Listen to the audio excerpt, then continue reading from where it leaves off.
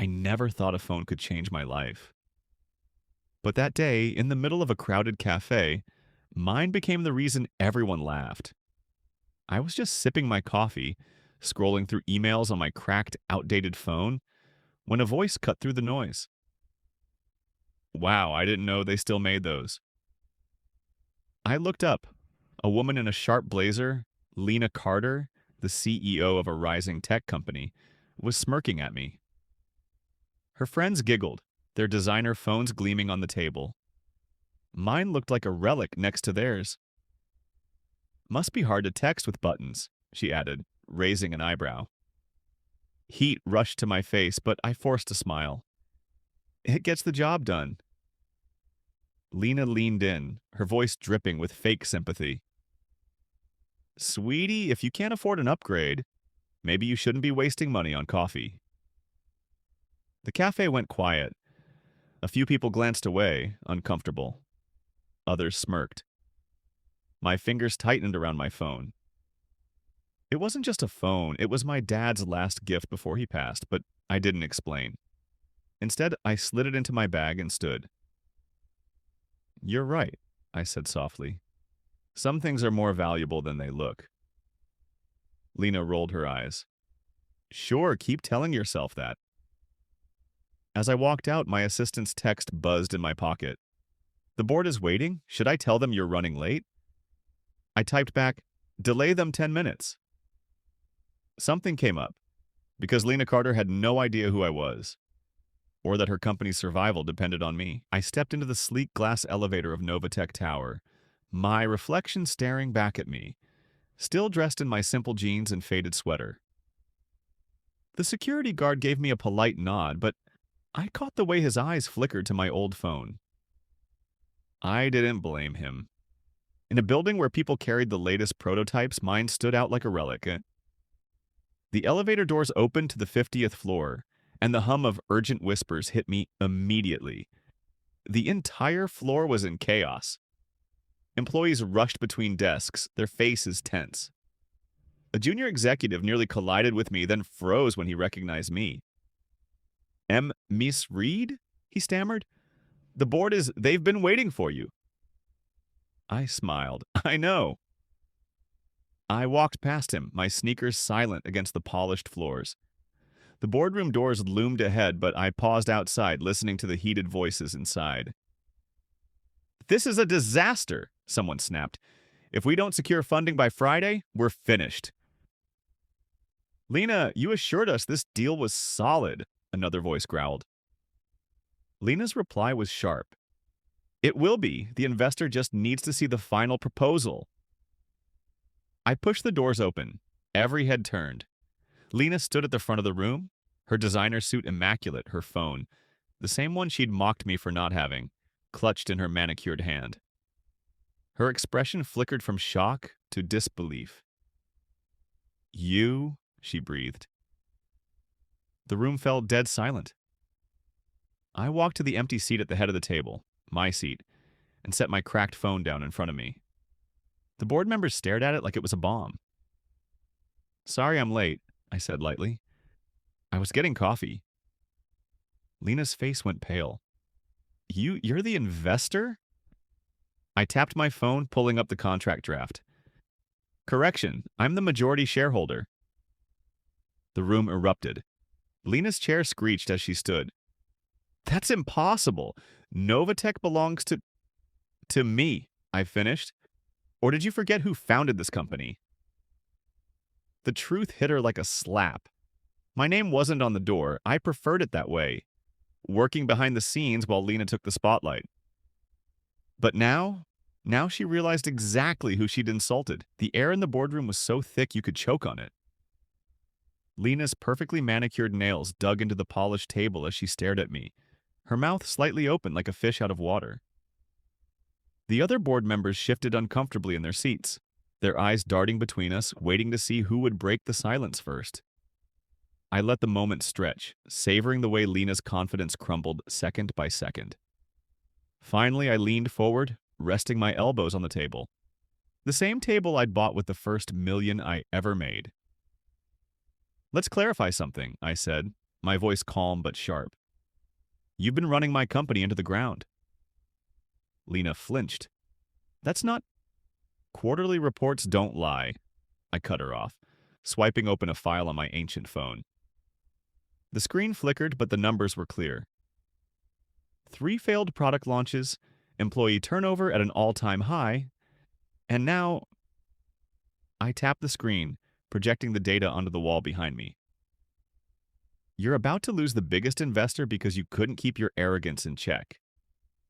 Her face twisted. You set me up. I laughed. No, Lena. You humiliated yourself all on your own. The board members exchanged glances. One of them, Harrison, the oldest and wisest, cleared his throat. Ms. Reed, if you've been monitoring the company this closely, why step in now? I met his gaze, because I wanted to see if she'd ever figure it out. Lena's breath came fast, her chest rising and falling like she'd just run a marathon. You were testing me. I was giving you a chance, I corrected.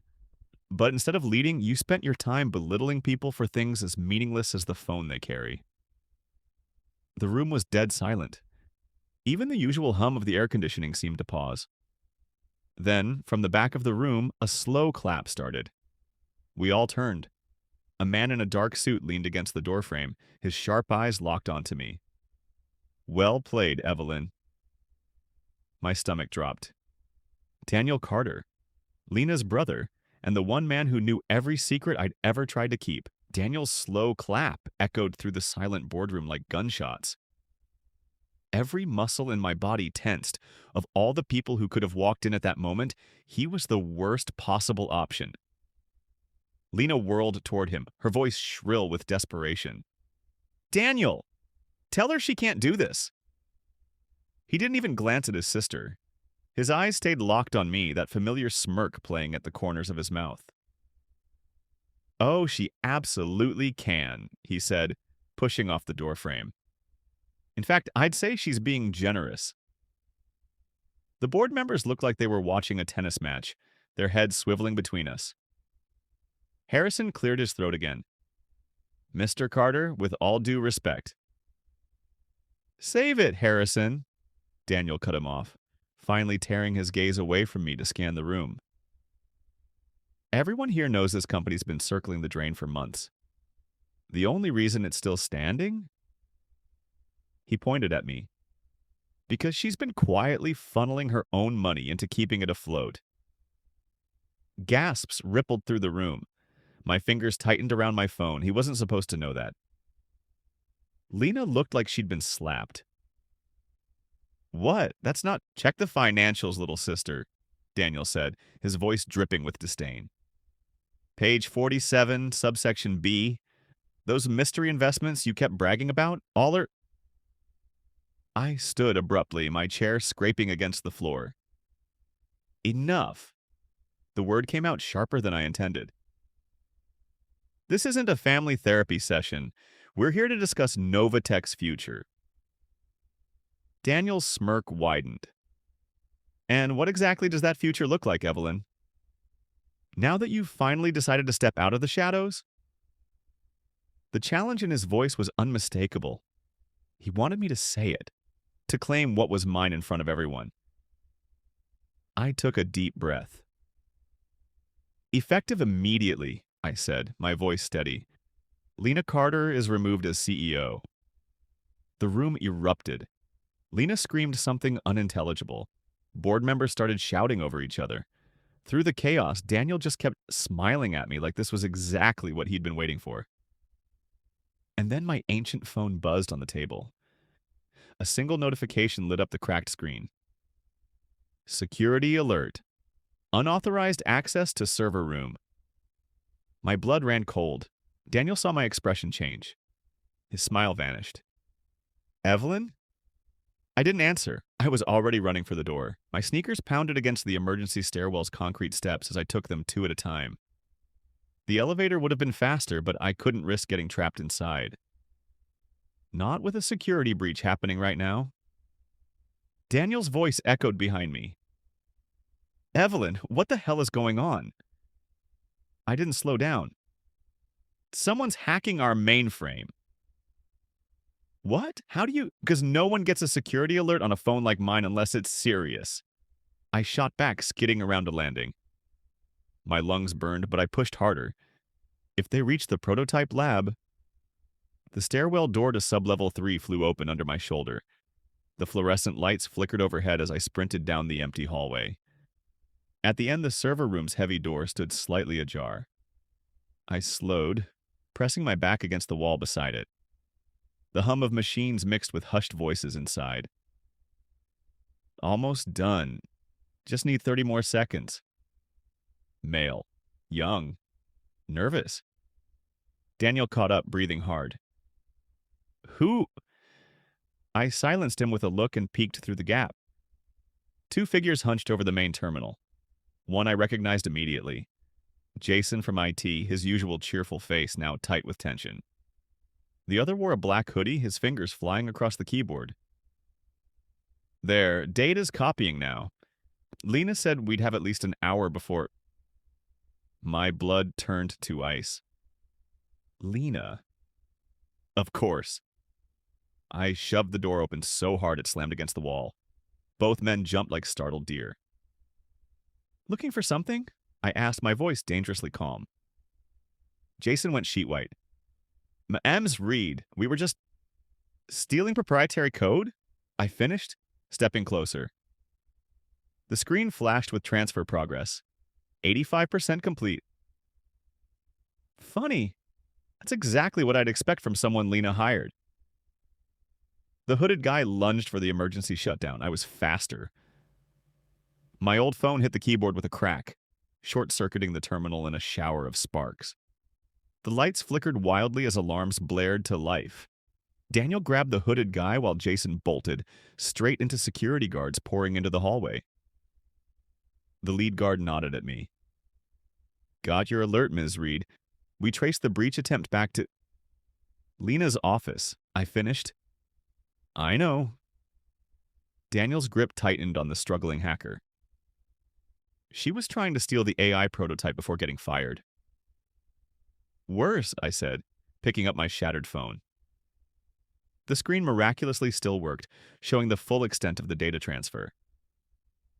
She was selling it. The room went still.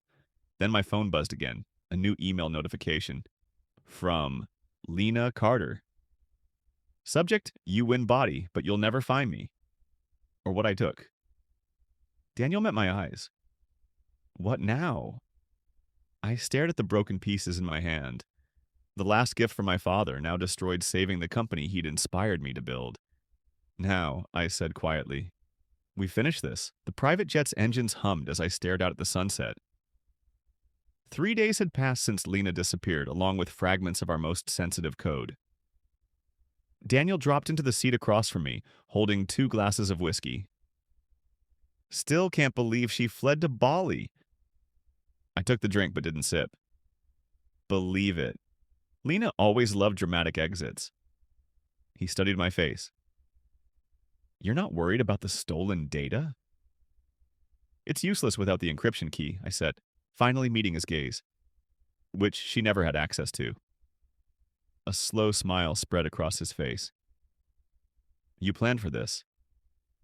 I planned for everything. Outside the window, the ocean glittered like shattered glass. Just like I planned this trip.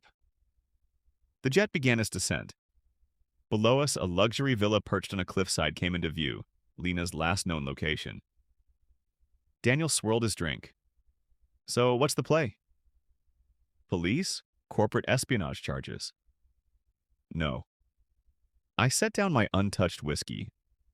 Something better. Lena was lounging by the infinity pool when we arrived, her perfect hair blowing in the tropical breeze. She didn't even look surprised. Took you long enough, she called, not bothering to sit up. I walked to the pool's edge, looking down at her.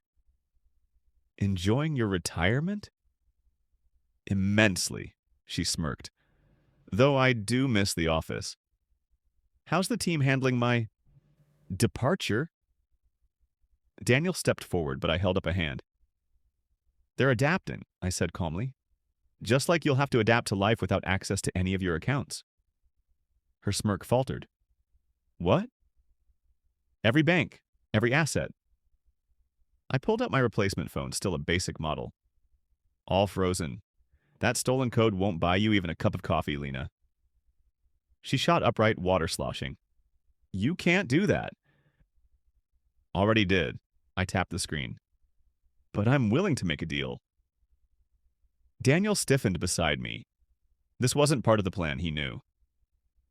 Lena's eyes narrowed. What kind of deal? You walk away forever, I said. No lawsuits, no revenge, and in return? I turned the phone to show the display, a live feed of her elderly mother's tea party in Boston, completely unaware she was being watched. Some things stay private. The color drained from Lena's face. You wouldn't. Try me. The silence stretched. Waves crashed against the cliffs below. Finally, Lena looked away. Fine. Back on the jet, Daniel stared at me like he was seeing me for the first time. You were never going to turn her in. No, I admitted, but now she knows I could have. He shook his head, half admiring, half afraid. All this over a phone. Not the phone, I corrected softly. The principle. As the jet climbed through the clouds, I thought about all the people like Lena, those who judge worth by appearances, who never learn that true power isn't in what you own, but in what you understand. And, most importantly, that the quietest person in the room is often the one who built it.